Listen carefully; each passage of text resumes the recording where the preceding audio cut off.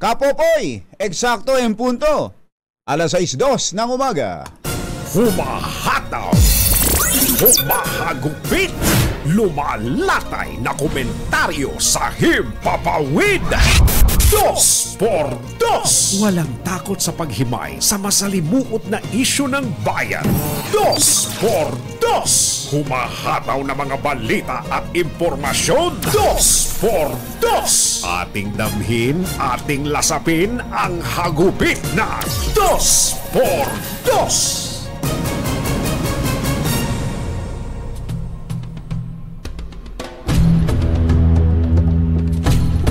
Inilunsad na po ng Department of Education ang isang tinatawag na Decongested Matatag K-10 curriculum. Natututok daw po sa mga pangunahing kakayahan at foundational skills ng mga mag-aaral mula kinder hanggang grade 10. Oh, ganon. So wala na yung K-12. Mother, wala na? Aalisin na? Aalisin na yung K-12, Engineer Tony Nanggel. Ang pilot implementation ng revised and recalibrated K-10 ay nakapokus daw po sa values and peace education. Ito po ay sisimulan ngayong school year 2023-2024. Ayon kay Education Secretary at Vice President Sara Duterte, ilang mga asignaturang inalis sa kasalukuyang curriculum upang ang mga mag-aaral ay makapag-focus sa pinakamahalagang larangan ng pag-aaral at mga pangunahing kasanayan. Sa ilalim ng Decongested Matatag Curriculum, pinalalakas daw po ang pagtuturo sa mga bata ng values and character development. Kaya ibinalik ang Good Manners and Right Conduct o yung GMRC at ito'y dumaan daw po sa malawak na pag-aaral. Sinimula noong pang panahon ni dating Education Secretary Leonor Briones. Isyu ng bayan, isyu ng kabayan, dos. Maitim ang balak, magtago ka na. 2x2. Si Jerry at si Anthony, narito na. 2x2. Hahataw ng todo, urado ka. 2x2. Ang katotohanan, dala nila. 2x2. Walang sinasamba pali, maniwala ka. 2x2. Hahataw ng gusto, tol, umasa ka. 2x2.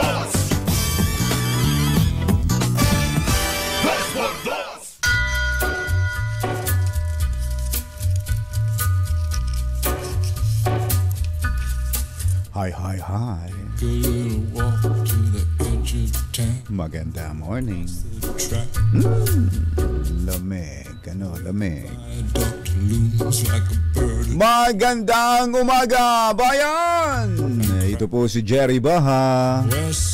Humahabol si Anthony Taberna. Muli pong sumasa inyo ang 2x2 sa umagang ito ng Friday! Yuhuu! Totoong Friday na ho ito, ha? Totoo, wag na kayong magkakamali, ha? Sana'y nasa mabuti kayong kalagayan, walang anumang iniinda sa katawan, walang ubo, walang sipon, walang lagnat, walang sinat, walang anumang dinaramdam sa katawan, kalamnan at kasukasuan. Papasok sa trabaho ang mga may trabaho. Ang mga walang trabaho ay wag titigil sa paghahanap ng trabaho. Ayan, wag mapapagod. Oh, wag manghihimagod. Ayan, no? Tuloy ang paghahanap. Pag iba kasi talagang nawawala na ng pag-asa, hindi na naghahanap ng trabaho. Andyan, baka lang hindi kayo nagkakatagpo. Baka lang hindi kayo, wala lang meet-up place na maganda. Baka maghanap. Andyan naman ang social media. Andyan ang internet. Napakabilis na. Hindi na katulad nung araw, nung panahon nila mother namin din daw. Ni Mother Malu Cabral, na talagang kilik-kilik mo yung envelope mo ng laman na yung mga biodata mo at pupunta ka sa mga gate, pupunta ka sa mga gate tapos nakalagay no vacancy. Lipat ka sa kabila, no vacancy, nakalagay na naman gano'n. Nako, takot-takot na hirap, talaga napagod sa paghahanap ng trabaho. Nung araw, ngayon, hindi ka na aalis ng bahay. Hindi ka nalalabas ng kwarto. Makakakuha ka na ng trabaho kung ikaw ay maghahanap. Yan ang sinasabi ko sa inyo. Oo. Para tayo ay yumaman at magkaroon ng kabuhayang tulad ng mga pinakamayayamang Pilipino. Dito ho sa balat ng lupa. Hindi, dito lang ho sa atin sa Pilipinas. Inilabas na po ang listahan ng mga pinakamayayamang Pilipino. At alam nyo ba na ang kayamanan ng mga Pilipinong mayayaman, dati ng mayayaman, ay tumaas pa pala ng 11% kung pagsasama-samahin ng kanilang kayamanan. Tumaas pa ng 11%. Yan po ay ayon sa latest Forbes list of Philippines 50 richest. Yan. Siyempre, nangunguna pa rin dyan ang mga magkakapatid na si may-ari ng SM, si Tito Hans. Tito Hans! Alam mo, si Tito Hans, medyo, kaya pala magaan ang loob ko dyan. Mabanggit ko pa lang ang pangalan ko, parang, ang pangalan niya, parang nagiginhawahan na kaagad ako. Si Teresita C. Coson, Henry C. Jr., Harley C., Herbert C., Elizabeth C. Ayan. Ang kayamanan po ng siblings ay magkano ba ang 1 point ilan? Teka, $14.4 billion. Samantalang pagkatapos ng mga magkakapatid na ay si Manny Villar na kaagad ang sumusunod. Ito talagang malapit din ang loob ko dito kay Tito Manny. Oo, talaga namang yung ngiti pa lang ni Tito Manny nakakainganyo na. Tito Manny, si dating Senate President, dating House Speaker Manny Villar, ang kayamanan po niya ay tumaas na sa 9.7 billion. Mataas ng 1.9 billion pesos. Billion dollars kumpara sa nakaraang taon. Yan. So ang mga mayayaman ay lalong yumayaman, ang mga mahihirap na Pilipino kaya, iyon ang malungkot. Dahil ang sinasabi lalong naghihirap ang mga dati nang mahihirap. Kaya ang pagporsigihan natin, wag tayong magpanghihinaan ng loob. Magsipag pa rin, bumangon ng maaga. Ang mga kumbatsero ng bayan, Katunying at Ka-Jerry, 2x2. Oo, kaya yan din ang ginagawa ng marami sa ating mga kababayan. Kaya nga, yung araw ay ginagawang gabi, ang gabi ay ginagawang araw. Ayan. May mga kababayan tayo na ang oras ay nauubos sa kabibiyahe lang papunta at pauwi ng kanilang papunta ng trabaho at pauwi ng kanilang bahay dahil sa traffic. Aalis ng bahay ng madaling araw, gigising ng maaga, tapos darating ng bahay pagkatapos ng trabaho ng madilim na rin, gabi na. Dahil nga dun sa problema natin sa traffic dito sa Metro Manila. Yan ang pagsisikhay ng maraming Pilipino. Kaya ang tanong natin kumusta? Kumusta ang inyong tulog? Kumusta ang inyong gising? Di bali ng walang tulog, wag lang walang gising, Kaya lang itong si Kong Angel Palmones, mother, merong ibinebentang gamot. Ano tawag daw doon? Narinig ko kanina may ibinebentang gamot daw hong pampatulog si Kong Angel. Ang problema natin, baka makatulog tayong lahat.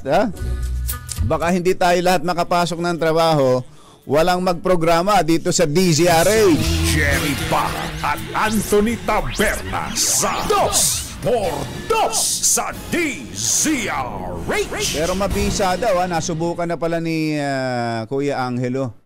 Alam mo si Kuya Angelo talagang maaga rin talagang gumising yan. Pero nasubukan daw niya, nahihirapan daw siyang gumising ngayon. Kaya kailangan niya ng at least 3 alarm clock. Matindi yung iba, marami ho tayong mga kababayan na ganyan lang ang problema, yung tulog, yung pagtulog. Si kumbatsero, kaya wala dito, tulog. yun naman ang problema niya. Masandal lang, tulog.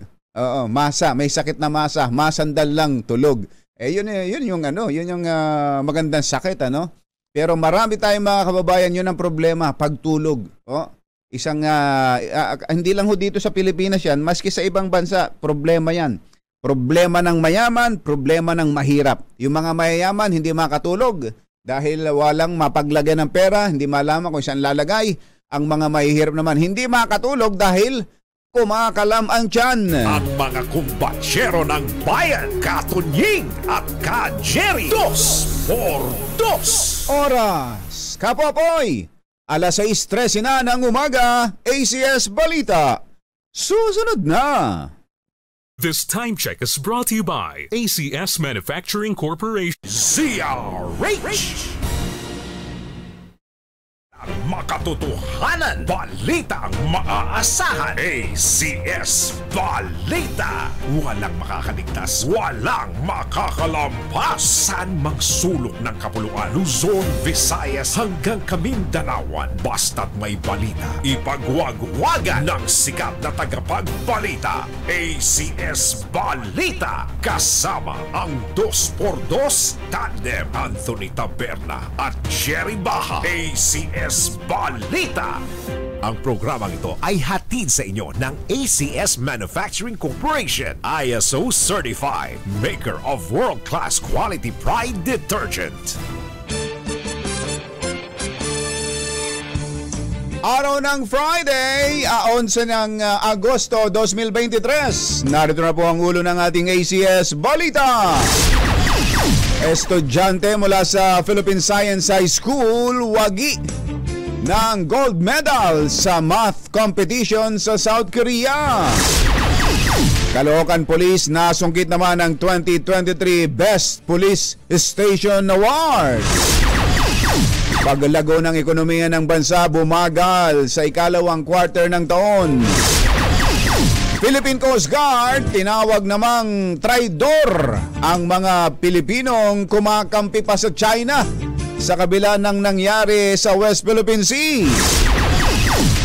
Hustisya para sa 17 anyos na binatilyong napatay ng Navotas Police sa isang kaso ng mistaken identity, tiniyak ng PNP. At anak ibinibugaw ng nanay, suspect arestado dyan sa lalawigan ng Rizal.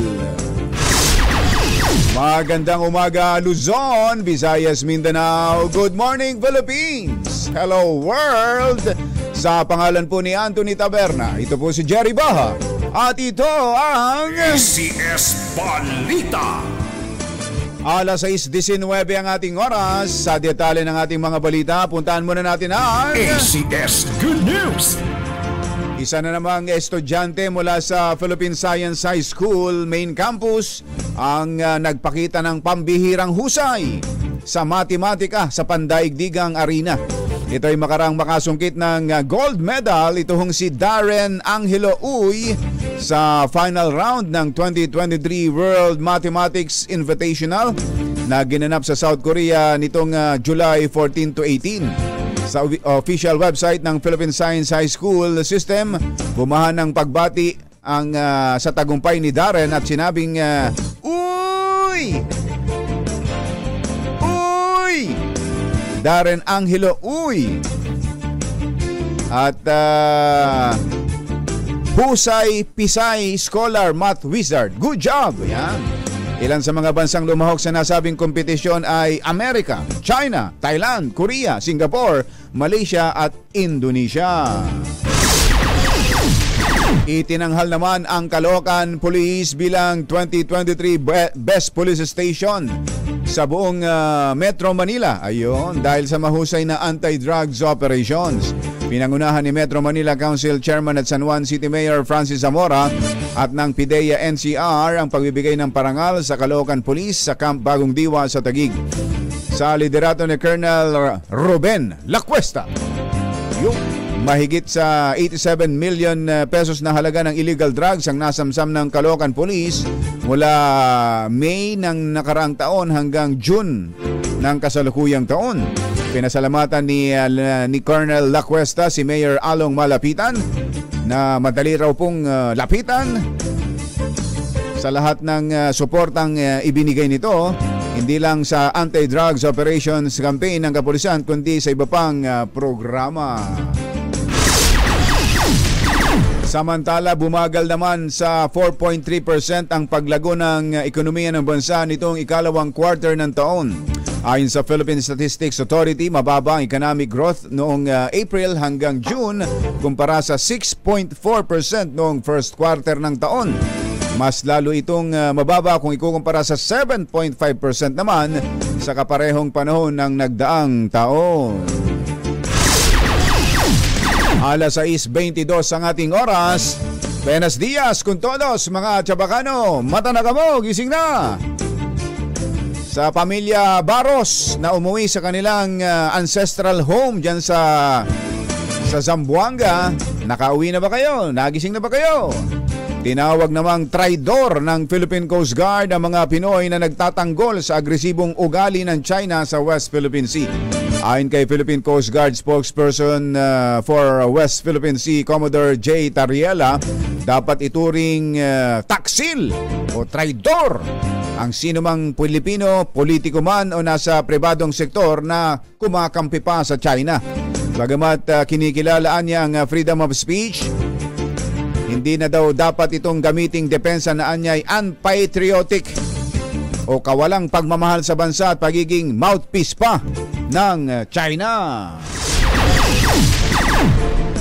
Tiniyak ng Philippine National Police na walang whitewash na mangyayari sa investigasyon sa kaso ng pagkamatay ng 17 anyos na binatilyo dyan sa Navotas. Ayon kay Police Colonel Jane Fajardo, PNP spokesperson, mismo si PNP Chief Benjamin Acorda ang nagbigay ng assurance na makakamit ng pamilya ni Jimboy Baltasar ang hustisya at mananagot ang mga pulis na sangkot sa krimen. Sinibak na sa pwesto ang 6 na pulis at sinampahan pa ng kasong homicide. Ito nga ho yung pangyayari na napagkamalan ng mga pulis itong si Jimboy na ito yung hinahanap nila. Ito yung hinahabol nilang murder suspect. Kaya lang, binaril ka agad, tumalo na sa bangka, pinagbabaril pa doon habang nasa tubig. Ay, sos, Mario Josep, ano ba nangyayari sa kapulisan natin? Inaresto naman ang mga tauhan ng Rizal PNP ang isang 51 anyos na nanay matapos madiskobring ginagawa nitong o ibinebenta nito ang kanyang sariling anak. Ibinubugaw ang sariling anak. Mismong ang minor de edad na batang nagsumbong sa pulis. Ayun, nako.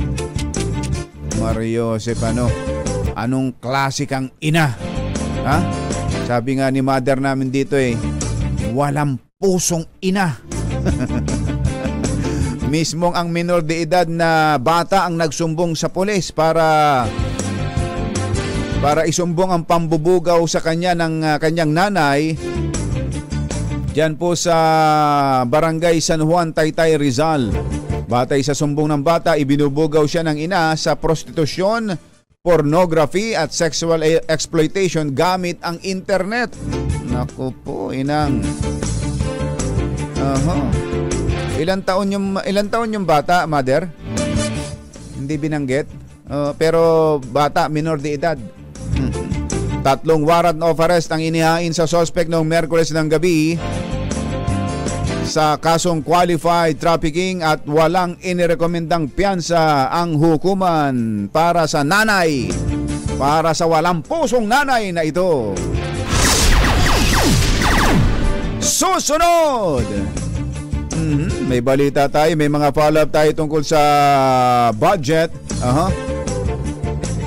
Tungkol sa proposed national budget. At mayroon din tayong bagong balita tungkol naman sa sibuyas. Lahat ng yan sa pagbabalik ng ACS Balita. Alas 6:26 ang ating oras. This is Anthony Taberna at Jerry Baja. ACS Balita. Ito ho yung listahan ng 50 richest Filipinos. Ayan Philippines 50 Richest 2023 Forbes list. Number 1 ho ang magkakapatid na C ng SM. Pumapangalawa ang aking tito, si Tito Manny Villarco. At si Tito Manny. Pangatlo si Enrique Razon. Pang-apat si Boss RSA. Ayan. Si Boss Ramon Ang. Pang-5 ang si Tony Tan Cactiong and family. Pang-6 ang Aboitis family. Pang-7 pala si Kuya Lance. Si Kuya Lance Gokong Way ng Cebu Pacific. At pang-8 si Isidro Kunsunhi and siblings. Pang-9 si Tito Jaime Zobel de Ayala and family. At pang-10 si Tito Lucio Tan. Ayan. Pumapanglabi isa si Andrew Tan ng sa Mega World, ano? At Lucio Ko and Susan Ko. Pang number 12. Ayan, ang dami pala nito. Si Kumbatsero, hinahanap ko yung pangalan dito ni Anthony Taberna, Jerry ba? Wala eh. Kahit anong pagpag ang gawin ko dito sa listahan na ito hindi talaga makakapasama no? Hi! Magandang morning! Anong araw ba today, Kumbatsero? Today and everyday is Smart Dishwashing Day! Yuhuu! At sa ating everyday dishwashing, syempre, Smart Dishwashing Paste. Heavy duty and linis dahil may double tanggaling formula. Kaya tanggal sebo, tanggal bakterya pa. Saan ka pa? Yan ang Smart Dishwashing Paste sa plato, kaldero at plastic. Linis, fantastic! Kaya number 1 ng Smart Dishwashing Paste, a product of ACS Manufacturing Corporation. ACS Balita.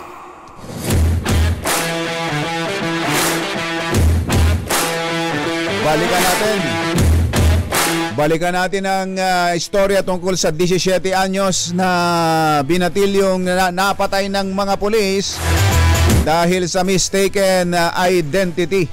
Oo. Ano na ba ang mga sitwasyon dyan? Bagamat may mga follow-up din at ikinasan na po ng Internal Affairs Service ng PNP ang investigasyon dyan.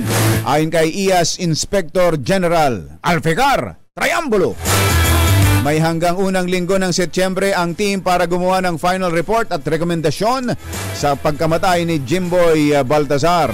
Tiniyak naman ni NCRPO Director Brigadier General Jose Melencio Nartates Jr. na walang mangyayaring cover-up sa pagsisiyasa. Alamin natin ang sitwasyon dyan sa Nabotas, RH23, Edwin Duque. Come in, Edwin! Jerry, katabi ko si Lola Lisa Tolentino. Ito yung lola at nanay naman ng nanay na nasa abroad. At sa oras nito ay marami nang nakaabang dito. Hindi lang mga residente, barangay opisyal. Andito na rin yung iba't ibang mga media para abangan yung pag-uwi ng nanay nito, si Jimboy na namatay. Ngayon daw ba ang dating? Alas 10 yung sinasabing lalapag sa airport at ihatid mismo ng OWA dito sa mismong tahanan.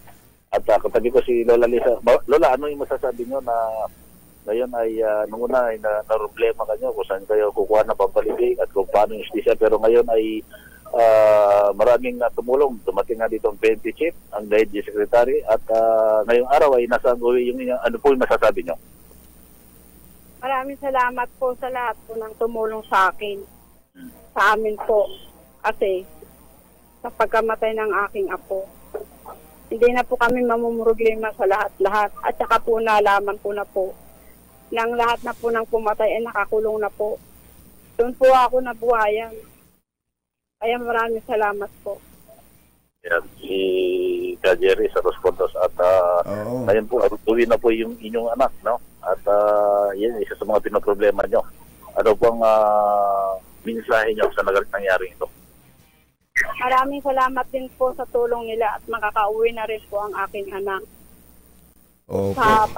Sa nyo po. Maraming salamat po. Ano pong nakausap nyo po, Lola Lisa, nakausap nyo po ang PNP Chief at Secretary ng DILG. Ano po sinabi sa inyo? Ang nakausap po nila, sir, yung dalawa kong apo at saka po yung manugang ko. Ano daw po ang sinabi ng mga opisyal na ito ng pamahalaan sa inyo? Ang sabi po, wag daw po kami mag-alala at sila daw po ay tutulong din po para pong maano yung mga pulis na ano po, involved sa pagkamatay po ng apo ko. So tiniyak po nila sa inyo na magkakaroon, mabibigyan ng hustisya ang pagkamatay ni Jimboy. Opo. Okay, maraming pong salamat, Lola. Ano? At kami po'y nakikiramay. Kami po'y nakikiramay. Opo. Ayan na, Jerry. Dahil inasahan darating yung anak ni Lola, no? Yung anak na nakulong. Dahil nga sa sinasabing bintang ay hindi lang si Lola ang sabik na sabik makita yung kanyang anak, kundi yung mga barangay, mga kapitbahay, at gusto rin nilang makita ano yung reaksyon sapagkat sa maling pamaraan kung bakit saka lang sila nagkita ay sabi nga dapat umuwing buhay na anak, pero ang mapayag. Tsaka yung pala, yung si Jimboy pala, kaya pala nando sa bangka, papalaot. Papalaot, no? Papalaot, paglilimas. Para tumulong sa kanila dahil hindi natigil sa pag-aaral. Tama. At yun nga, dahil nga isa pa doon ay para matulungan yung kanyang ama at mga kapatid dahil yung kanyang nanay nga ay nasa sitwasyon na nagtatago dahil doon sa kanyang pagkakulong Jerry ay hindi pa ata hawak yung passport at mga papeles, kaya natatakot na mahuli. Pero sa tulong ng mga kababayan nating Pilipina doon ay nagmalasasitan, kaya nakakaraos at yung kunding kinikita sa extra habang nag-aantay ng makauwi. Yun na sana yung ipapadala sa kanya ang problema ay sinalubong siya ng balitang wala na yung kanyang patadalan. So bagamat masamang balita, hindi maganda yung nangyari kay Jimboy, meron ding dalang konting good news para sa kanilang pamilya. May tulong na mga dumating, ano? Tama. At sa tulong, kahit si Mayor John Richard po sa kanya mensahe, iniyak na rin mabilis ang proseso at tiyak na nabibigay ng justisya at ibibigay kung anong tulong ang kailangan ng pamilya.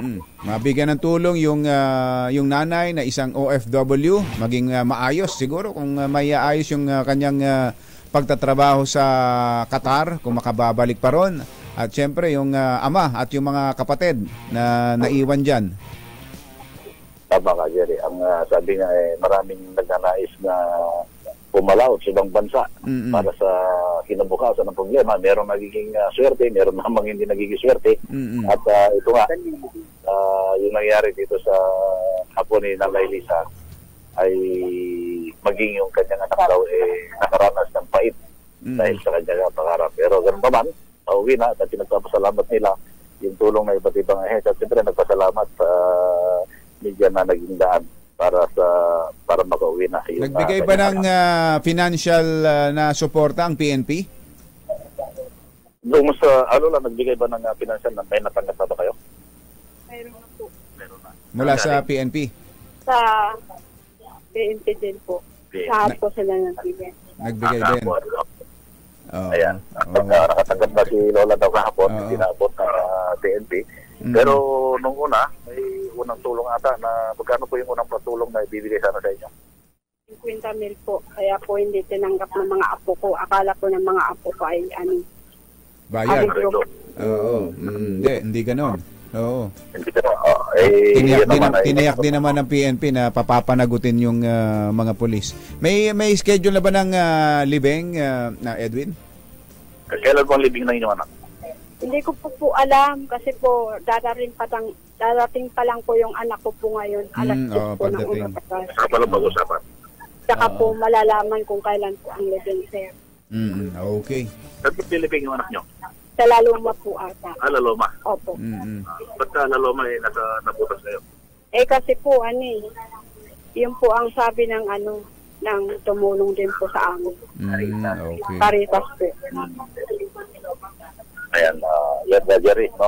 Yung panayan natin at sa oras ito, kami ng tao rito dumarating pa yung mga nakikisimpatiya at nakikiramay dito sa apo ni Lola Lisa. And Jerry, mula pa rin dito sa NBVN, sa nabuta sa Operasyon Duque, tuloy-tuloy sa pagbabalita, tuloy-tuloy sa serbisyo. Sama-sama tayo, Pilipino.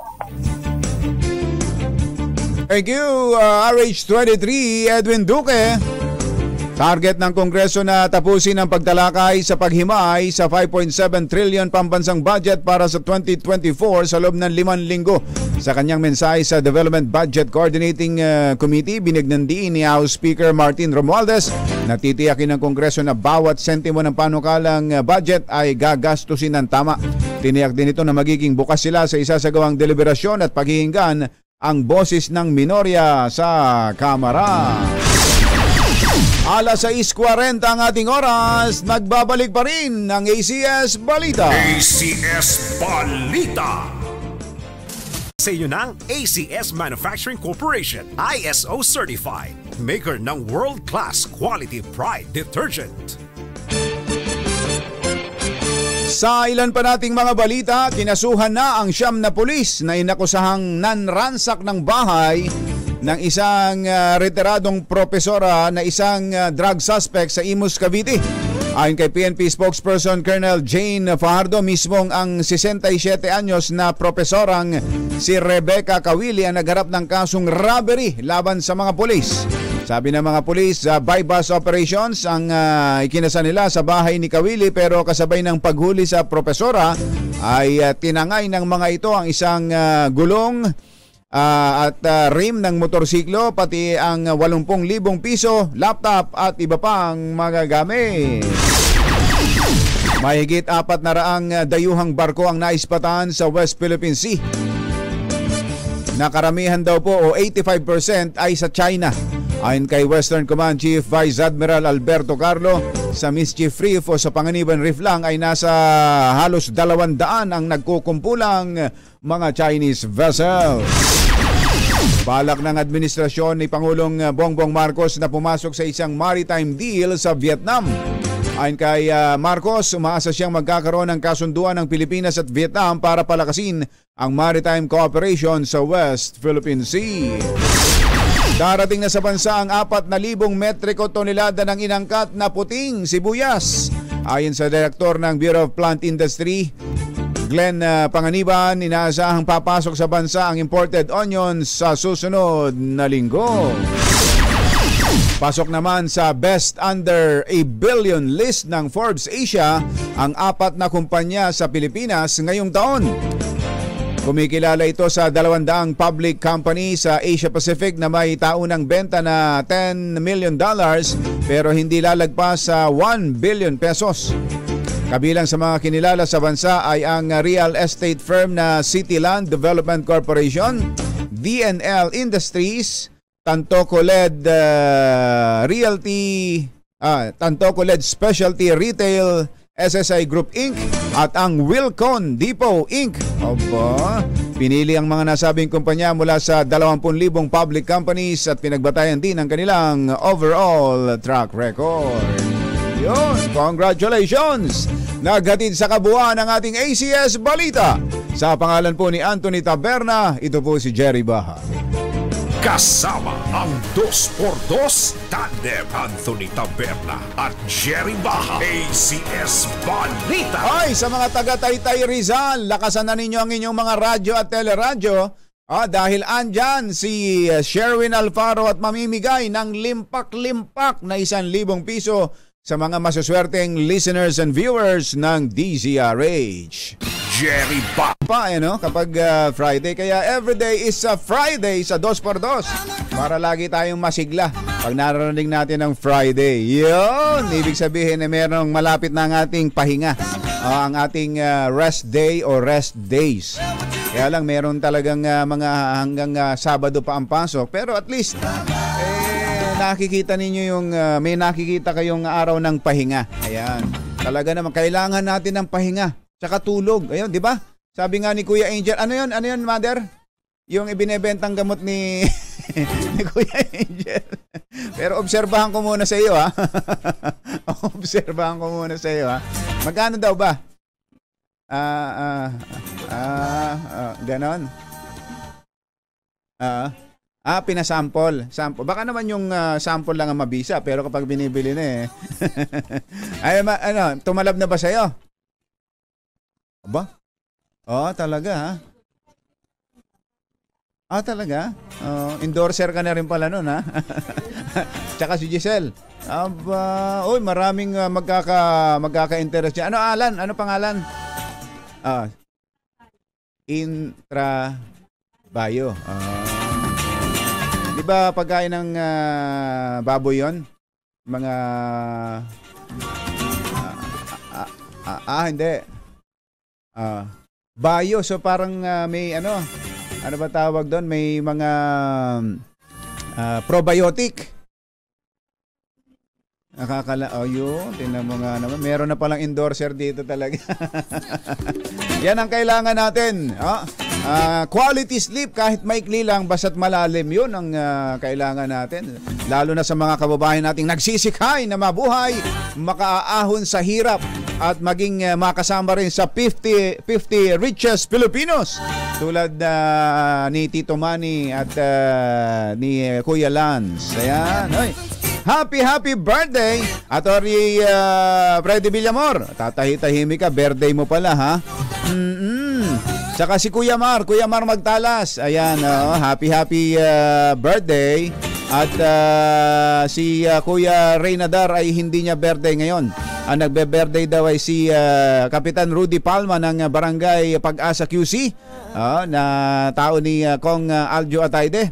Pagbati mula sa mga kasama ng Bliss Tennis Club mula kay Dodong Cañete. Aba, marunong ba talaga kayong mag-tennis? Baka naman meron din daw pong gaganapin na medical mission para sa birthday ni Chairman Jonathan Tan ng SBMA. Aba, talaga ha? Saan gagawin ni Re? Pangungunan ni Dr. Troy Bakir ng East Avenue Medical Center. Director ng si Troy Bakir ay director din ng SBMA. Ayun, kasama ni Bert Mozo yan. Ayan, happy birthday SBMA Chair Jonathan Tan. Abangan ninyo, dahil nandyan sa Taytay Rizal ang ating malakas, sandali po lamang. Ang mga kumbatsero ng bayan, Katunying at Ka-Jerry. 2x2. 2x2. Ayun, so sisimulan na ho pala ngayon ding school year na ito. Itong K-10 mula ho sa K-12, Engineer Tony Nanggel, babaguhin na. K-10 na lang. Ayan, At ang laki daw ho ng ibinawas. Marami daw ho palang mga doon sa K-12. Maraming mga ibinawas na magandang matutunan o malaman, pero hindi gaanong kailangan. Hindi gaanong kailangan ng mga bata. Kaya lalo lang, lalo nagpapahaba lang at nakakadagdag lang sa kalituhan ng mga estudyante. So ito sisimulan na raw po itong K-10. Sana nga maayos na ito dahil nakakailang revise na tayo, nakakailang revision na tayo ng curriculum ng basic education. Ito raw po ay dumaan naman sa masusing pag-aaral sa panahon pa ni Secretary Leonor Briones.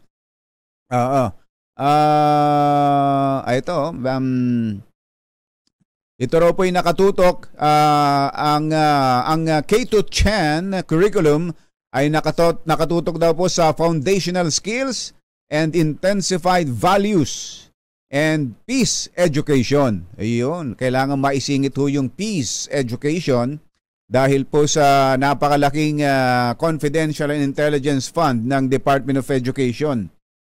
Kailangan maisingit yung salitang yon dahil mas malaki pa ang intelligence fund ng DepEd kung ikukumpara ho sa intelligence fund ng National Intelligence Coordinating Agency. Ang mga kumbatsero ng bayan, Katunying at Ka-Jerry. 2x2.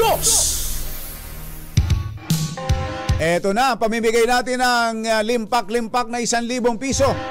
Diyan sa mga taga Taytay Rizal. Paring Het. Dahil malakas ang kakong makinig sa DZRH, malakas ka rin sa amin. Itodo nyo na ng malakasan ang inyong radyo at baka kayo na ang matiyempuhan ng aming roving reporter na nakikinig o nanonood sa DZRH. Instant, mananalo ka ng malakasang 1,000 pesos sa DZRH Malakas Promo, hatid sa atin ang kauna-unahang radyo sa Pilipinas, DZRH. Una sa Pilipinas, una sa Pilipino.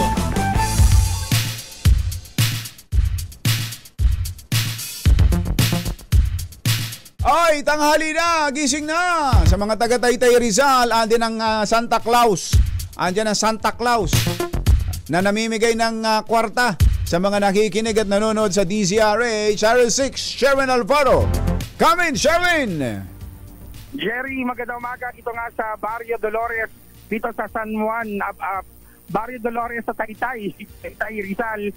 Talaga namang malakasan ang panonood ng TV nitong bahay na ito. Dito yan sa Barrio Dolores. Pasukin natin. Dahil naka-TV ha? Yung mobile ng DZRH. Oo, hinarang ka. Hinarang ka. Yung may-ari ng bahay na tayo ay kinawayan na sila ay naka-tune in. Magandang umaga po. Ay, pwede ba makipasok? Ayan, nanay, magandang umaga. Pangalan nyo, mami? Carmelita Magpayo. Carmelita. Si Nanay Carmelita. Tiyahin ko. Yes. Tingnan mo nga naman. Oo. Pamangkin pala ni Chadeli. Ay, matagal na. Sa pool ng kayo, Maere, nakikinig na kami. Ito. Halika na. Si Daddy, magandang umaga, Daddy. Talaga namang namasok na ho kami ng bahay. Oo. Oh, eto, ayun. Oba, tingnan mo nga naman, nakikita, Oo. Anong pinanonood nyo? DZRH. In the morning, si Tony, si Anthony Taberna, and si Jerry Baha. Okay. And then, Deo Macalma and si El. Okay. At si Sir Si Mael, si Mael. Si Nina, yes. Ayun, Si Daddy, tuwan-tuwa. Nakikita niya sa TV. Ayan, Ito, mabuti naman sa awa ng Diyos. Dito, ayan, ba't ba, may sakit ba si tatay? Daddy, anong karamdaman nyo? I can't walk. You can't walk.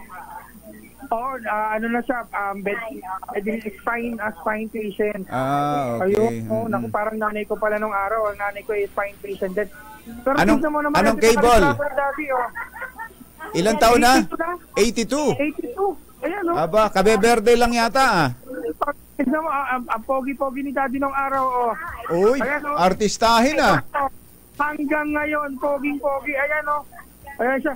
Kayo po yung retired, ano po? Nurse. Retired nurse. Nurse. Sa UK. Talaga po, isang taon kayo nagsag sa UK? Nakaw, siguro mga 40 years. 40 years? Kamusta naman po ang mga UK patient? Okay naman sila, matino naman? Matino naman. Depende din sa nurse na nag-aawa ko sa kanila. Matino. Saan hospital kayo sa UK dati? Ano nga ba pangalan yung hospital na yun? Saan? Sa St. Alsam, yung sa opera ka doon? Sabi, sa London? Sa London. Kaya naman. St. Thomas Hospital sa London. Dahil, eto, bigyan na natin, malakasan to. Dahil malakasan na nanonood sa DZRH araw-araw. Eto, mami, tanggapin niyo po ang ating premyo, 1,000 pesos. Yay! Thank you so much sa DZRH. Happy anniversary. 84 years. Salamat po. Konting-konti lang mag-aabot na si tatay at yung DZRH. Oo nga, no? For your kindness, generous to others, lalo na si Ate May Binauhan. Sa Operation Tulong. Then, after that, balita na sa hapon. And then, si Deo Macalma, next Ate May Binahunan. Ayan. And sa hapon naman, dos compañeras, Valenciano. Kabisado talaga. Yan ang talagang listener, viewer. Balasyado yun. Kabisado lang sa programa ni Mami. And las compañeras I like that. Attorney Checo and Attorney Cam. Yes, diba? Kabisado Talaga, na kabisado. Ano ba yung cable na gamit nila, Sherwin? Cable ba yan? Anong cable yung Mami? Anong cable to? Signal cable. Signal, yan. Channel 18. Ayan. Channel 18 nanonood. Kaya naman, nagpapasalamat po kami sa inyong masugid na panonood sa Deezer 8 for making us number one. Okay. Number one tayo sa Chantar and Nielsen survey na dahil sa inyong matapat na panonood at patuloy na pagsuporta sa Deezer 8, kami po ay nagpapasalamat po sa inyo, sa inyong patuloy na panonood sa amin. Isa ako sa napili na nagbibigay kayo ng sigla sa mga nanonood at umaasa rin yung talagang yung premium nyo. Pagkamat nito yung maliit, malaking bagay na rin. Yun, no? Oo. Mayroon ka bang gustong sabihin na Jerry kay Daddy? Encouraging words? Daddy. Ako na lang magsasabi. Ikaw na, hindi ako narinig. Ikaw na magsabi, Sherwin. Ikaw na lang magsabi. Kausapin mo na. Maraming salamat sa pagtutok ninyo sa Deezer 8. Dahil alam mo, Jerry, itong si Daddy ang nagbubukas ng remote ng TV kapag kagising kagad. Maliit pa raw ba siya talagang maliit pa raw ba siya, bata pa, tagapakinig na ng DZRH? Oo, biruin mo ito, kamag-anak ni Chadeli, si Mami, kasi ito naman si Daddy, nagsilbi sa Kingdom pero hindi nakakalimot. Dahil DZRH pa rin yung kanilang pinanonood hanggang ngayon. Bata pa siya, sinusubaybayan na niya si Deo Macalma. Oo. Diba? Talaga. Pati nga si Paeng inabutan nila. Mga naman, Talaga naman, sino si Paeng inabot na tatang papakinggan nyo pa nung araw? Bago ako mag-upload. Bago mag-upload. Nakikinig na sa DZRH. Kaya naman, doblehin natin yung premyo. Bigyan pa natin na isa pang. Yehey! Talaga namang si Santa Claus. At meron pa kayong pampaganda DZRH t-shirt. Salamat sa inyo. Salamat. Very good ang DZRH. Number one for us. Maraming salamat po dahil kayo po ang number one din sa puso namin sa Deezer 8. Yung inyo pong patuloy na pakikinig at panonood, malaking bagay po sa amin po yan. Sa patuloy po na pagpapayagpag ng ating pong mga programa sa Deezer 8. Live po lang pa rin dito sa bahagi ng Barrio Dolores. Dito yan sa Taytay Rizal, RH number 6. Sherwin Bata, tuloy-tuloy sa pagbabalita, tuloy-tuloy sa servisyo. Sama-sama tayo, Pilipino! Yehey!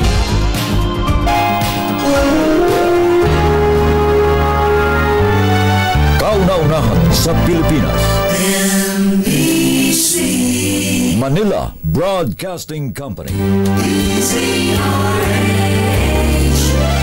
DZRH, member kapisanan ng mga broadcaster ng Pilipinas. Member KBP, oras.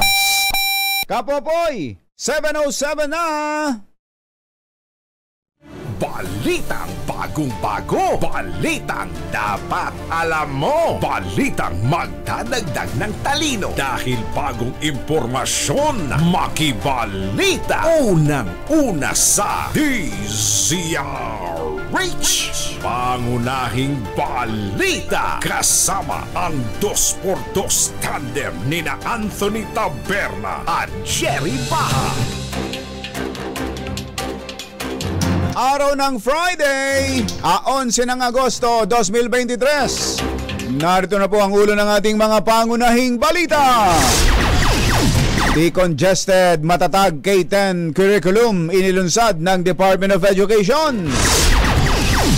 AFP target na magpakalat na rin ng mga maritime militia sa West Philippine Sea. Magkakapatid na si Real Estate Tycoon Manny Villar nangunguna sa pinakamayayamang Pilipino sa Pilipinas. Siyam na fixers sa LTO arestado sa tulong ng mystery applicant. Motorsiklo at truck nagsalpukan. Naku, Mario Josep. Diyan po sa Nabotas, Rider Critical. Tumakas na inmate sa Quirino District Jail, muling naaresto matapos ang 9 na taong pagtatago. Magandang umaga Luzon, Visayas, Mindanao. Good morning Philippines. Hello world. Sa pangalan po ni Anthony Taberna, ito po si Jerry Baha. At ito ang detalye ng mga balita sa aming pagbabalik. Alas 7:09 ang ating oras. Mga nangunguna at mga bagong balita sa DZRH. Pangunahing balita. Alas 7:15 ang ating oras. Sa detalye ng mga balita, uumpisahan ngayong school year ang pilot implementation ng nirevise na K-10 curriculum ng Department of Education. Ito ang inanunsyo ni Vice President DepEd Secretary Sara Duterte matapos sa pakilala ang bagong matatag K-10 curriculum. Binalangkas ang hakbang sa layunin na ma-decongest o mabawasan ang load ng mga subjects sa basic education. Halimbawa ay ang grades 1 and 2 na mula sa 7 ay ginawang 5 na lamang ang subjects na binubuo ng language, reading at literacy, mathematics, makabansa at GMRC o good manners and right conduct. Samantala, plano ng Armed Forces of the Philippines na magdagdag ng puwersa at gawing maritime militia ang mga mangingisda sa West Philippine Sea.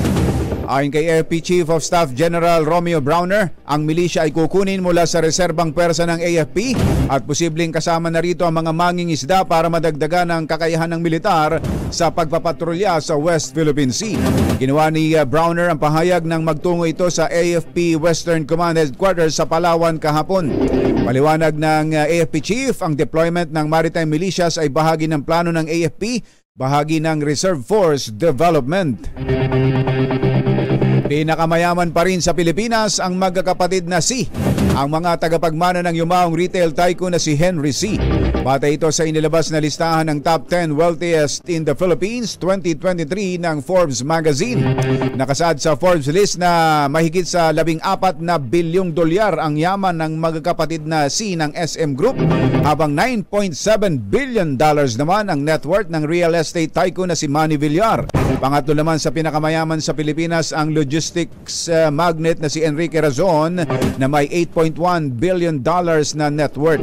Samantala, umakyat naman sa pang-apat na pwesto mula sa dating pang-siyam si San Miguel Corporation President Ramon C.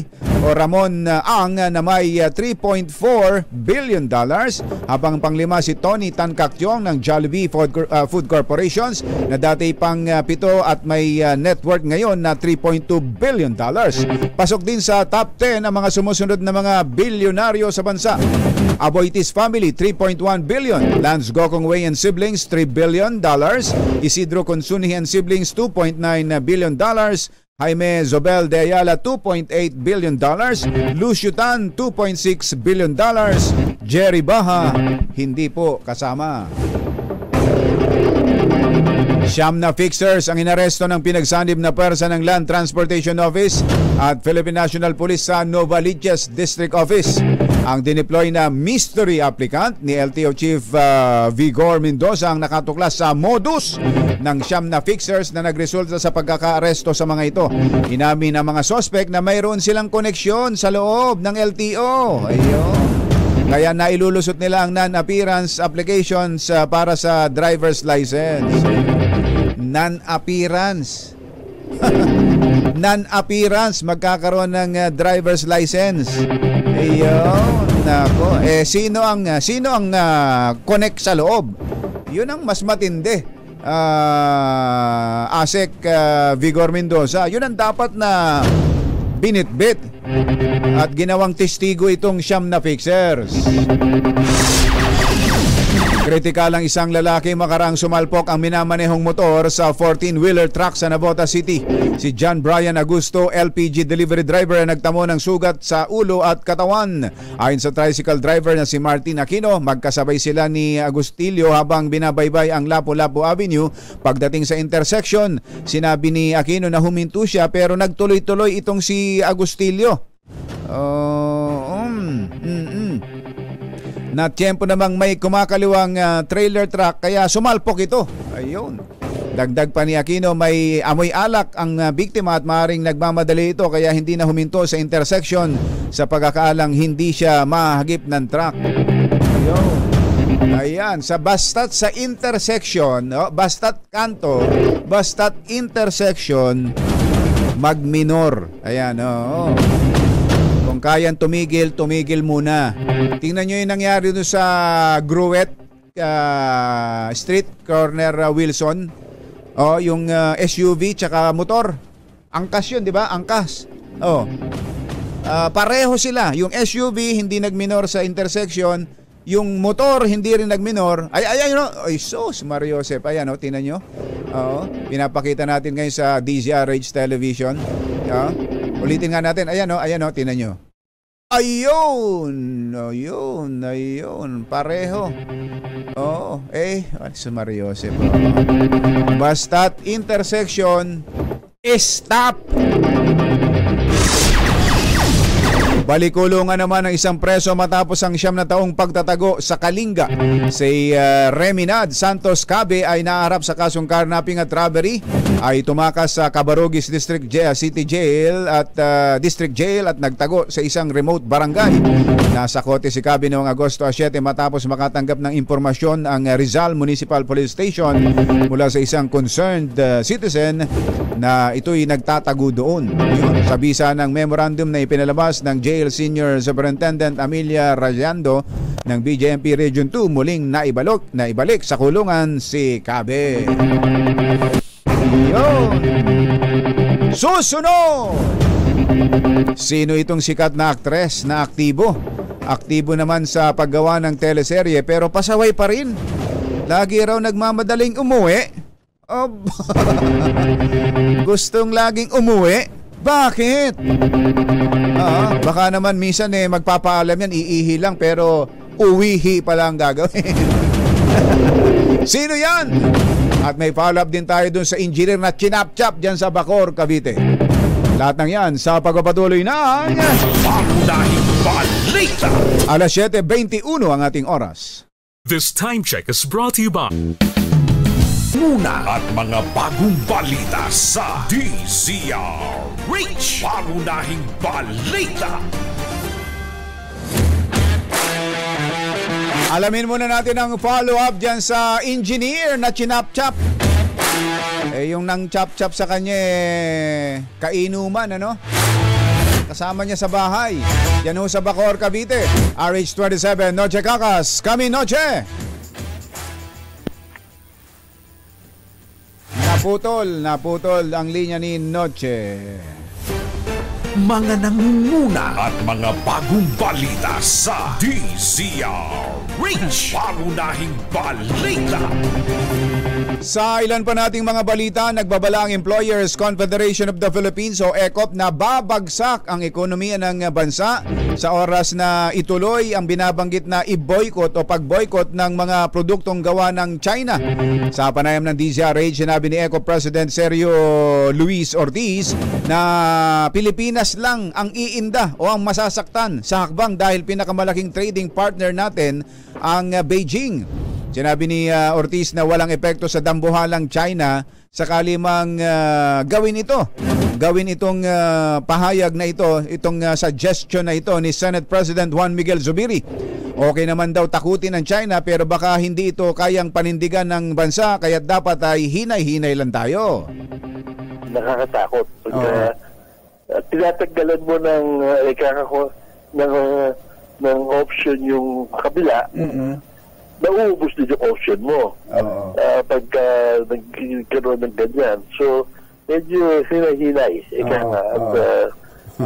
Maganda rin yung nananakot, pero baka hindi natin kayang panindigan yan. Baka hindi natin kayang panindigan. Babagsak nga raw ang ekonomiya at marami ang mawawalan ng trabaho. Samantala, sinuspindi ng gobyerno ang lahat ng 22 reclamation projects sa Manila Bay. Ayon kay DNR Secretary Antonia Yulo Loizaga, kabilang dito ang isang proyektong sinabi ng Pangulong Bongbong Marcos na lumusot na sa review. Sinabi ng kalihim na sasalang sa matinding pagbusisi ang nasabing reclamation projects at susuriin din ang mga epekto nito sa mga karating na lugar. Ibig sabihin pati yung binanggit ng Pangulo na yung Except 1 kasama na rin sa pinatigil, Mother? Kasama na rin yon? Kasama na rin sa pinatigil? Lahat na. Ayun.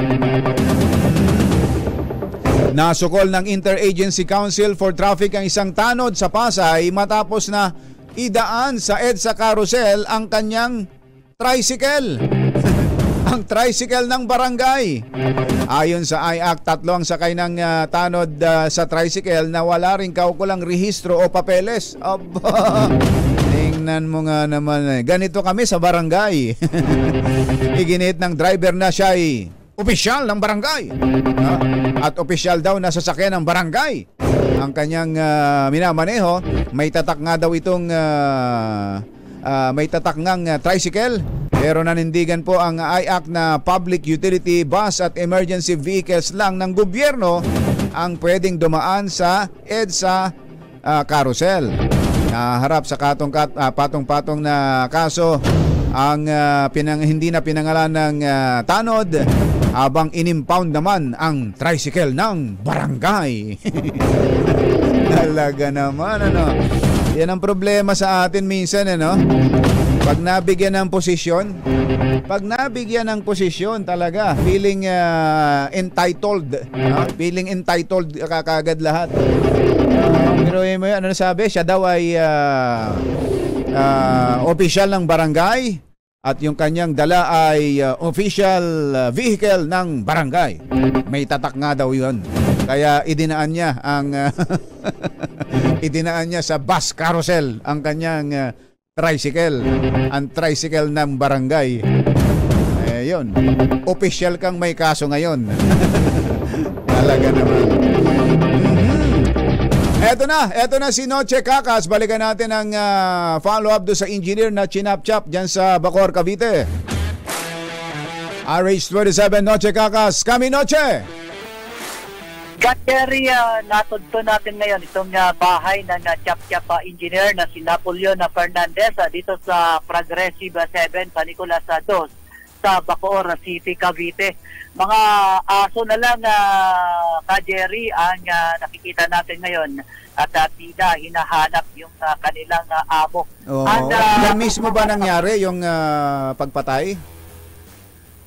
Possible Jerry, itong dito sa bahay nangyari yung insidente dahil lang nagiinuman tapos yun. Ang nabanggit din sa atin bakit sa ating nakuhang informasyon isinilid sa sako at isinakay sa jeep. Tapos dinala doon sa may bahagi. Dahil bumabali daw eh. Bali ano ba niya? Ano ba nung engineer yung suspect? Construction worker din itong suspect na si Romnick Bombeo at ayun nga kasama nga sa bahay ng suspect itong diba itong suspect at yung katabi naman itong bahay na ito dito sa may Progressive 7 yung kaliwat kanan sa gitna yung pinakabahay itong engineer at makikita mo yung pinakagate ganda ng gate Jerry stainless talaga yung at tapos meron ditong sakyan na kulay itim na kotse na pagmamayari ng naturang engineer at yun nga sabi nga ng renter kanina na nakausap natin dito sa may bandang kanan kung nakaharap sa bahay engineer ay nasa Messina Funeral Homes daw sa Molino 3 dito sa Bacoor City yung chap-chap na katawan ni engineer at wala rin tayong makausap na pamilya dahil ang sabi na yung mga kamag-anak walang kamag-anak dito Jerry wala ganon wala pang dumating na kahit sinong kamag-anak. Pinuntahan natin yung Messina Funeral Homes wala ring tao. Pero doon sa harap pa lang Jerry, bumungad na sa akin yung masangsang na amoy doon sa harapan itong ng pero meron na daw bang miyembro ng pamilya na pumunta ron? Ang banggit sa akin na Jerry, mamaya pa daw yung pamilya, yung banggit sa akin ng kapitbahay dito sa Progressive 7, mamaya pa raw yung pamangkin alas 9 ng umaga. Meron naman, naman na Jerry. At yun nga, natagpuan nga yung pira-pirasong katawan ni engineer nitong nakalipas araw sa barangay o sa Neverland, barangay Habaywan dito sa siyudad. Ang suspect naman ay nasa kustiya na ngayon ng pulisya na si Romnick Bombeo. Mula sa kananan sa Pilipinas, sa DCRH, ako si Nachikasin tuloy sa pagbabalita, tuloy-tuloy sa serbisyo, sama-sama tayo Pilipino. Thank you, Noche!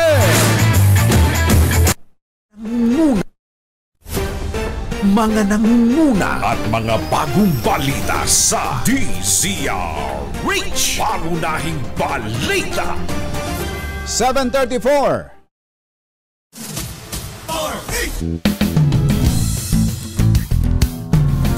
Pangunahing balita. Naku, meron daw hong sasakyan ng Coast Guard ang naaksidente. Ano yan? Sa West Philippine Sea ba nangyari yan? Vapor ba yan?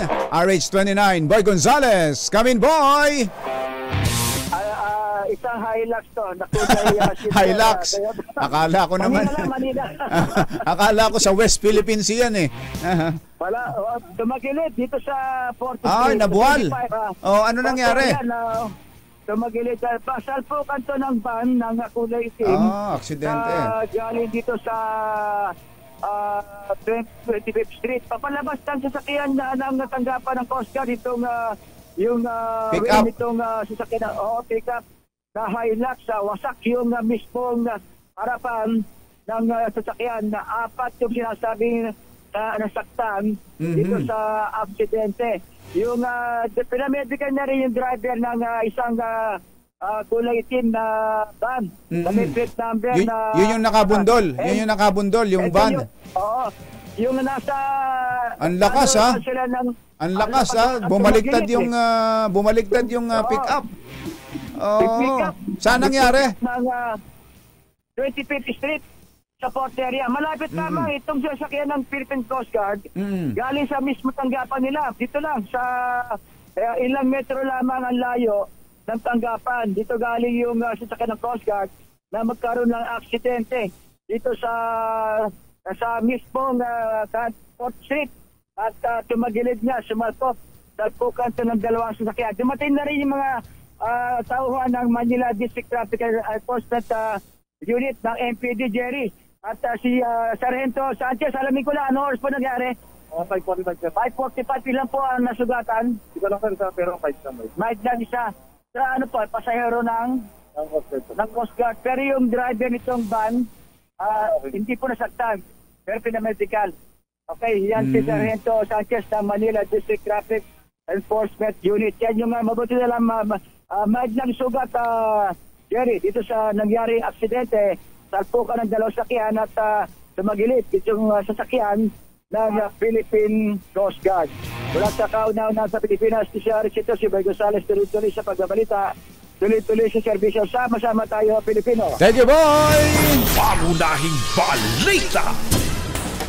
Pangunahing balita sa showbiz! Eto na!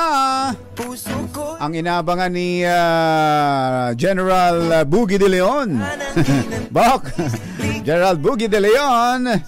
At tulad din ni dating Flag Officer in Command Admiral Ade Luis Bordado ng PMA Class 1988 ay laging nakatutok at inaabangan ng mga balita. Belated happy birthday din daw kay PNB President Florido Doy Casuela. Ayun. Belated happy birthday mula sa PNB IBRG and PNB Canada. Ayan, sa pangunguna ni Professor Alex Barros. Sino ito? Ang mga staff at director daw ng isang TV network ay walang magawa kapag feel ng hindi na maayaw ng mag-work ng isang sikat na actress na ito. Pack up na kaagad. Ano ito? Katam? Tinatamad na? Sino yan? Ihatid sa atin ang ating showbiz legend, Morley Alinio. Magandang morning, Morley! Yes! Magandang morning, Luzon, Visayas at Mindanao. Uy, nakakaloka sa super mega nakakabaliw ka, Jerry. Ang isang sikat at kilalang actress na kung saan ay may sarili itong desisyon kung kailan niya gustong i-pack up ang kanyang sarili. Ay, ganon? Oo, talaga? kasi diba, siya sikat nga siya at siya ang itinuturing na isa sa pinaka nagdadala ng kayamanan sa isang TV network. Kapag naisipan nitong umalis sa isang taping o anuman ang kanyang ginagawa, aalis at aalis ito. At ang katwiran niya, primadonna pala, ano? Talagang maldita. Ang katwiran kasi nito, walang magawa yung director, pati producer? Wala. The last time nga dumating siya ng alas 11. Ngayon, medyo umulan ng konti, nag-uulan. Alas 3 pa lang pinack up niya na yung sarili niya. Uwi na raw siya? Uwi na raw siya. May asawa na ba yan? May asawa at anak na ba yan? Artista rin yung asawa? Artista rin ba yung asawa? Talaga? Hindi, tinatanong ko lang. Baka naman kasi lawyer o abogado o engineer. Ang hirap sagutin yung tanong mo. Huling-huli agad yan eh. Ganun ba? Oo. Bakit? Siya lang bang may asawa na artista? Sikat eh. Sikat din yung asawa? Oo. Nagmumotor yung asawa? Ayan ka na naman. Go! Kaya mahal na mahal ka ng mga listeners. One time may nagsabi sa akin, buti pa si Ka Jerry mo at Katonying mo, sinasabi kong sino. Hindi raw lawyer yan, sabi ni Attorney Ronnie Hiron yung asawa. Kabisado agad. Sabi ni Kuyang Els Bartolome, clue pa daw, clue pa. Clue pa! Isa itong mahusay na actress, maputi, maganda. Ang itsurahan niya parang European beauties. Pero sa height, kumusta sa height? Ay, medyo katamtaman lang din naman. European ang complexion, beauty, pero ang height, Pilipina. Ayun. Uy, Ka Jerry, saglit lang. Gusto ko lang pasalamatan sa lahat. Yung mga sumuporta Ka Jerry ng aking vlog, Morley Alinio, ito ang tundo dahil umabot na ako sa 100K subscribers. Uy, hindi, laki na ng kita dyan. Wala ba tayo dyan? YouTube, yung silver button ko, inaantay ko na. Thank you so much, Morley Alinio. Ito ang tundo. Yan ang ating DZRH. Sino daw? Clue pa raw, clue. Hindi raw nila mahulaan eh. Wala ka raw clue. Ano pangalan? Initial. Initial. Pangalan? Ano sabi ni Tita Ems? Ayan, narinig niyo na. Ano raw? Hindi namin Ano, Tita Ems? Ano? Parang malurin ang pangalan. Parang malurin ang pangalan. Magaling daw bang sumayaw? Ay, oo. Dancing Queen to. Ito na. Sinisigaw dito si Malo. Yan ang ating DZRH Chavisates News. Ito po ang inyong RH47. Morley Alinio, tuloy-tuloy sa pagbabalita, tuloy-tuloy sa serbisyo, sama-sama tayo Pilipino. Babu! Pati si Attorney Romy Makalintal tuloy nanguhula. Sige, ite-text ko sa iyo, Attorney, kung sino itong actress na ito na basta na lang umaalis pag gusto na niyang umuwi. Pangunahing balita sa sports. Sa sports, sinaantabayanan ng Gilas Pilipinas sa magiging kapalaran ni Kai Soto na umiinda ng lower back injury bago ang World Cup. Ayon kay Coach Chad Reyes, kahapon nakatagda ang panibagong assessment ni Kai sa kanyang doktor ang magbibigay ng go signal kung maglalaro ba ang 7'3" sa torneo. Mula nang umuwi galing NBA Summer League, halos perfect ang attendance ni Kai Soto sa Gilas practice pero hanggang shooting drills lang ito dahil sa kanyang injury.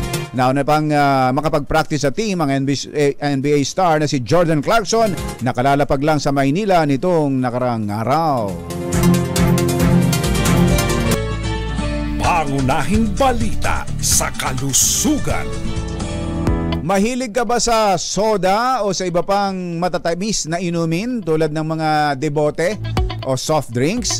Alam nyo bang sa bagong pag-aaral ng mga researchers mula sa Harvard Medical School, mataas ang tsansang magkaroon ng liver cancer at mamatay sa chronic liver disease ang may edad ng babae na umiinom pa ng sweetened beverages. Yung araw-araw na umiinom ng soft drinks. 1.75 times na delikado sa liver cancer ang post-menopausal women na kumukonsumo ng matatamis na inumin, mapa soft drinks man o fruit drinks kada araw. 2.5 na naman na posibleng masawi sila sa chronic liver disease kumpara sa 3 beses lang o mas madalang uminom ng matatamis kada buwan. Balita sa ibayong dagat, patay ang isang kandidato sa pagkapangulo sa Ecuador matapos barilin. Nang 3 beses nangyari ang assassination ng paalis na sa campaign rally ang biktimang si Fernando Villavicencio at pasakay na sana ng sasakyan sa capital ng Quinto. Bukod sa 59 anyos na si Villavicencio na 3 beses tinamaan sa sentido. Asintado ang tumira, no? Todas din ang 9 na ibaba kabilang isang National Assembly candidate at 2 pulis. Napatay naman sa shootout ng hitman habang may 6 na naarestong suspect na pawang dayuhan at miyembro ng organized criminal groups. Nagatid po ng kabuuan ng ating mga pangunahing balita. Sa pangalan po ni Anthony Taberna, ito po si Jerry Baha.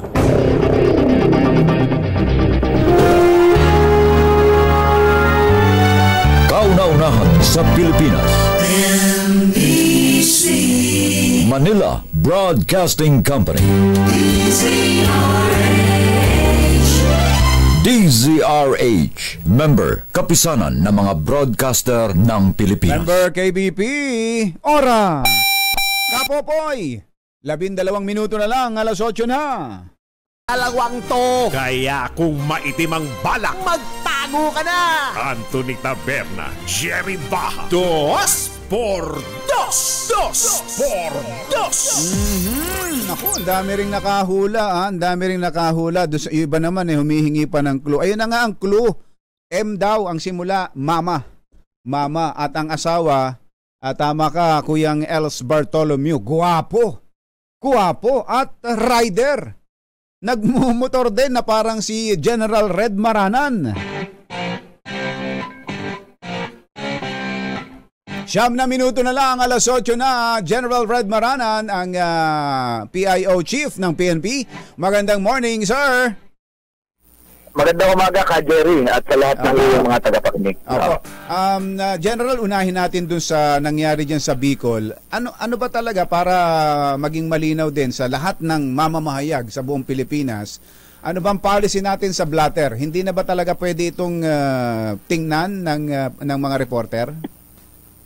Well, ka, Jerry, base dun sa report na isinubmit ng Chief of Police, ay yung ating kasamahan at kapatid dun sa pamamahayag ay parang gustong tingnan yung blatter, Okay. Yun namang desk officer, sabi naman niya ay papaalam niya muna dun sa kanyang Chief of Police, So umalis yung desk officer, makayat doon sa opisina ng Chief of Police. Okay. So pagbaba ng Chief of Police para kausapin yung ating mamamahayag, nakita niya na parang binabasa na yung tinitingnan. Oo, tinitingnan na. So parang doon nag-umpisa yung pagkakaroon ng issue, So ang sinasabi ng ating Chief of Police, dapat daw nagpaalam mo na maayos yung ating mamamahayag at dahil nga doon daw sa blatter meron doon mga detalye na confidential in nature kasi kailangan kasing sinasabi ng ating Chief of Police kung ngayon particular na case lang ang pwedeng tingnan dahil minsan may mga pangalan, may mga detalye doon na hindi pwedeng mailabas sa publiko. Pero ano talaga ang policy? Yan ang sinasabi General ni Colonel Oida. Pero ano talaga ang policy? Ano para alam na, malinaw na sa lahat ng reporters, ipinagbabawal ba ng PNP na buklatin ng media ang blatter? Ang policy talaga natin pag hihingi ka ng information kasi meron tayong yung freedom of information may process na Talagang maghihingi ka ng permiso muna sa Chief of Police. Sa Chief of Police, hindi dun sa Sargento de Mesa. Yes, kasi yung pag-release ng mga information na nahawak ng PNP dahil nga dun sa freedom of information, nagkaroon na siya ng process. Unlike before, na talagang personal relationship lang ng media at saka nung desk officer na ang nangyayari. Alam niyo naman yan kasi dati ka naman sa police. Sa matagal na panahon, ganun nga ang ginagawa natin. media at yung magandang relasyon ng media at ng pulis nagkakatulungan para sa information dissemination sa pagsawata ng krimen. Pero ngayon lang na at hindi alam ito kung mayroon na talagang policy, mayroon bang memorandum talaga na ipinalabas na hindi pwedeng buksan, hindi pwedeng tingnan ng reporter ang blatter nang walang pahintulot ni hepe. Ganun ho ba? Oo. Yes, sapagkat merong mga cases tayo na dati na nakuha ng mga reporter yung detalye ng insidente dun sa blatter na nailathala. Ngayon, yung mga involved doon na tao, whether victim, suspect, or complainant, nung nailathala ay nagkaroon ng issue sa kanila at tumakbo sa korte. So doon na buo yung policy natin na dapat lahat ng impormasyon na i-release hawak ng PNP dapat may authority ng head of office. Okay. So para maliwanag Sir General, kayo ang kumausap sa mga mamamahayag ngayon, i-address nyo ang lahat ng mga mamamahayag sa buong bansa kung ano yung policy na natin tungkol sa blatter. Go ahead, sir. Yes, ating pong mga kapatid sa pamamahayag at kasama natin sa anak buhay, pag tayo po ay mayroong mga kailangang information sa nahawak po ng PNP, particular sa mga police station, ay direkta po kayo makipag-ugnayan dun sa Public Information Office ng bawat police station. Meron pong meron sariling PIO ang ating mga police station. Sa kanila po kayo direktang humingi ng mga detalye sapagkat sila yung tinatawag natin na FOI officer, yung Freedom of Information Officer, na siya yung magre-release ng mga detalye na kailangan nyo po. So, ganun, may proseso po yun eh. So, para lang ma-shorten na natin, kasi medyo kung anong proseso, hanapin nyo yung spokesperson o yung Public Information Officer ng police station. Sapagkat siya po ang magpa-process ng request ninyo at siya din yung magre-release. Kung gustong tingnan yung blatter, ay kailangan may pahintulot ni hepe.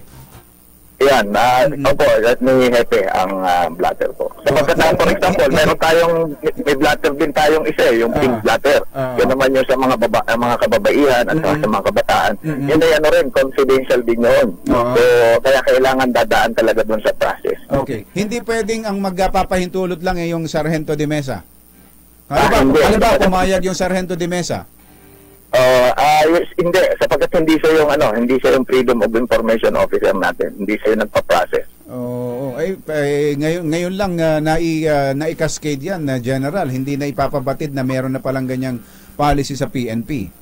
Oo nga. So, hayaan mo ka, Jerry, at mag-e-excite kami ng aming utmost effort para maipalaganap natin yung proseso natin. Okay. So, pero sapat na ba yung ganong pangyayari? Hindi alam ni Jose Rizal, ano pangalan nun, Mother, yung reporter, na may policy na palang ganon, pero siya ay pinusasan, binasahan kaagad ng Miranda rights at ikinulong. 3 araw na nakulong bago nakapagpiyansa. Napaka marahas naman yata nun, General. Ayun ang ating Jerry, yun ang ating patitingnan at ating ding a-advisean yung ating mga kapulisan na exercise din yung maximum tolerance naman. Kung hindi naman masyadong kailangan maging gano'n ng aksyon.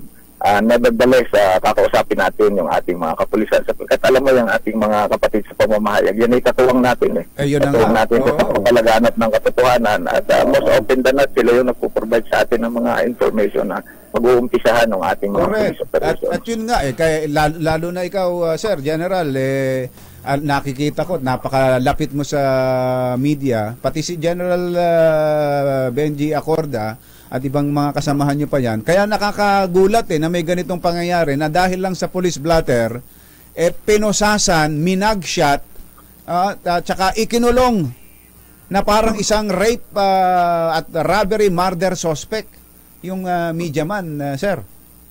Ayun na nga, medyo nalungkot tayo doon nung nabasa ko yung report at aking yang patitingnan kung bakit tumantong pa sa ganong situation na kung sabi ko nga dapat in-exercise natin yung maximum tolerance sapagkat ang mga mamamahayag katuwang natin yan.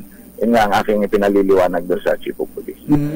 Samantalang yung regional director ng Bicol, si General Wes Raimundo Obinque, napaka-bait din at napaka-malapit din sa media, di ba, General Red? Yes, tama po. Sapagkat yun naman talaga dapat ang norms. Yun dapat ang culture na doon sa ating mga partners, doon sa ating mga stakeholders, dapat harmonious lagi at maganda ang ating samahan. Galit ho ba sa media itong si Colonel Oida? Ating siya kakausapin at medyo natin ang media relations subject para siya. Baka kailangan ma-seminar mo, General, sir. Ma-seminar mo ng konti sa community relations. Sa pakikipag. Yes, sige, kakausapin natin siya, Jerry. Hayaan mo at ang mismong personal nakakausapin siya.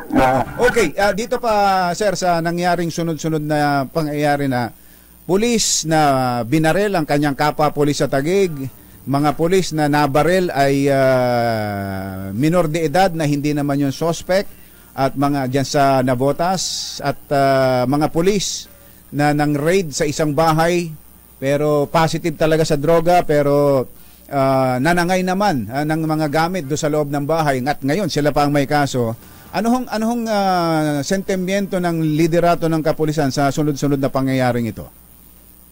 Siyempre, Jerry, na tayo ay nalulungkot at frustrated nga yung ating PNP, at siya ay nalulungkot dito sa mga pangyayaring ito na kasing sasangkutan ng ating mga kapulisan.